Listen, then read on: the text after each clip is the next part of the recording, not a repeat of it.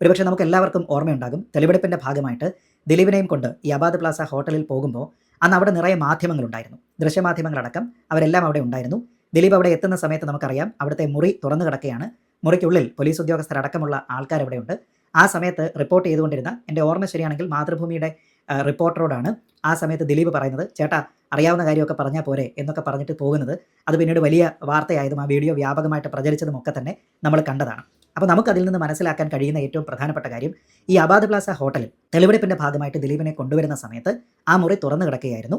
Police അദ്ദേഹത്തിനെ ആ മുറിയിലേക്ക് കൊണ്ടുവരികയായിരുന്നു. ആ മുറിക്കുള്ളിലും പോലീസുകാരുണ്ടായിരുന്നു എന്നാണ്. എന്നാൽ താൻ ഈ കുറ്റം സമ്മതിച്ചു എന്ന് പറഞ്ഞുകൊണ്ട് കസ്റ്റഡിയിലിരിക്കവേ പോലീസിനോട് ദിലീപ് കൊടുത്തിരുന്ന ഒരു അഡ്മിഷൻ സ്റ്റേറ്റ്മെന്റ്, അതിനെക്കുറിച്ച് പോലീസ് പറയുന്നുണ്ട്. അതിൽ പറയുന്നത് പ്രകാരമുള്ള ഒരു സാഹചര്യമല്ല നമ്മളെല്ലാവരും അന്ന് നേരിട്ട് കണ്ടത്. ജൂലൈ മാസം 12-ാം തീയതി 2017 കസ്റ്റഡിയിലിരിക്കവേ ദിലീപ് താൻ ഈ കുറ്റം ചെയ്തു എന്ന് പോലീസിനോട് സമ്മതിക്കുന്നു എന്നുള്ളതാണ് പ്രോസിക്യൂഷന്റെ വാദം.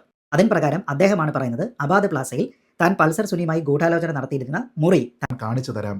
12-ാം തീയതി പോലീസിന്റെ കസ്റ്റഡിയിൽ കിട്ടിയതിന് ശേഷമാണ് അദ്ദേഹം ഈ ഒരു വെളിപ്പെടുത്തൽ നടത്തുന്നതായിട്ട് പറയുന്നത്. ആ സമയത്തും അത് ഏത് റൂം നമ്പർ ആണ് എന്നതിനെക്കുറിച്ച് അദ്ദേഹം പറയുന്നില്ല.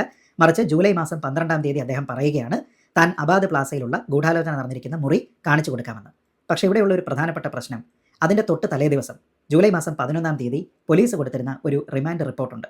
ആ റിമാൻഡ് റിപ്പോർട്ടിൽ അവർ പറയുന്നത്, പൾസർ സുനിയും ദിലീപും തമ്മിൽ അബാദ് പ്ലാസയിലെ 410-ാമത്തെ മുറിയിൽ വെച്ച് ഗൂഢാലോചന നടത്തി എന്നാണ്. ആലോചിച്ച് നോക്കുക, ജൂലൈ മാസം 11-ാം തീയതി പോലീസ് പറയുന്നു, പൾസർ സുനിയും ദിലീപും തമ്മിൽ അബാദ് പ്ലാസയിലെ 410-ാം മുറിയിൽ വെച്ച് ഗൂഢാലോചന നടത്തി.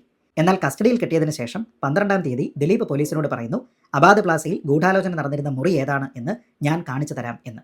അപ്പോൾ ദിലീപിൻ്റെ കൺഫെഷൻ സ്റ്റേറ്റ്മെൻറ്റ് 12-ാം തീയതിയാണ് വരുന്നത് എങ്കിൽ എങ്ങനെയാണ് 410-ാം മുറിയിലാണ് ഈ ഗൂഢാലോചന നടന്നത് എന്ന് തലേ ദിവസത്തെ റിമാൻഡ് റിപ്പോർട്ടിൽ പോലീസ് എഴുതി ചേർത്തത്? പോലീസിന് ദിവ്യദൃഷ്ടിയുണ്ടോ എന്നുള്ളതാണ് പ്രധാനപ്പെട്ട ചോദ്യം.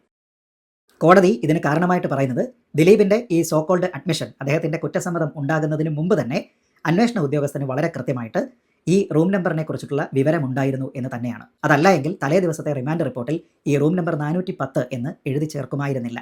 അത്രത്തോളം കൃത്രിമത്വം ഈ വിഷയത്തിൽ ഉണ്ടായിട്ടുണ്ട് എന്നത് കോടതി കൃത്യമായിട്ട്